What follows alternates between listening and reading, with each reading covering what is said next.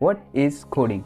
You may have heard this word called coding, programming, web developer, front-end developer, back-end developer, and you might have wondered, what is it? What does this word coding, programming, or something development means?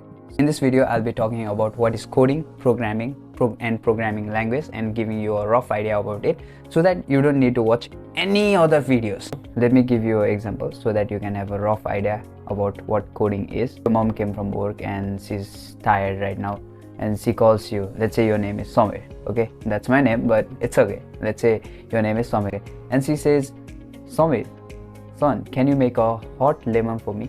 As you are young and energetic, you say like, okay mom, I'll make it for you. But the problem is here, you don't know how to make hot lemon.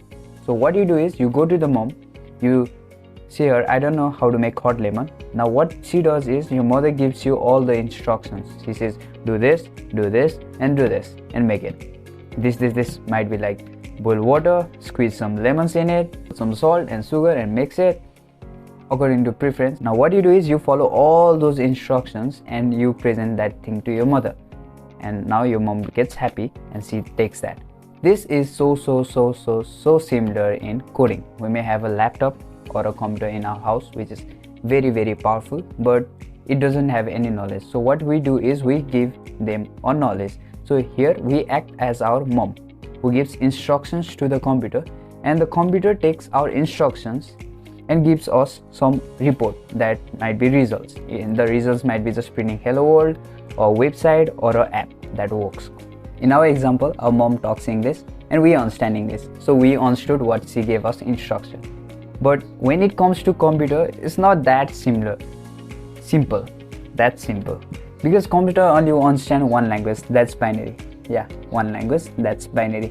Binary simply means either the current is going into the system or not, either the current is flowing or not. That simply means binary. But we as a human or coder don't understand binary.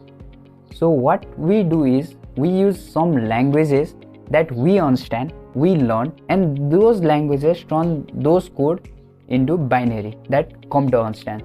There exist some translators in between which translates our code into binary and the computer processes it. So these languages in which we code are known as programming languages. Example, Java, C, C++, Python, HTML, CSS. Based on your preference, you learn this kind of languages. I know this might sound very easy, but it is not. Yeah, trust me, it is not that easy. Within some weeks, you'll be very good at it. It just takes some weeks, but it's not like you did it today, you'll do it tomorrow, and oh, I'm tired now, I won't do. No, it doesn't work like that. Either you give 10 minutes a day or 15 minutes, 20 minutes according to you, but do it every day. 1 day, 2 day, 3 day, and after a couple of weeks, you'll be good at it.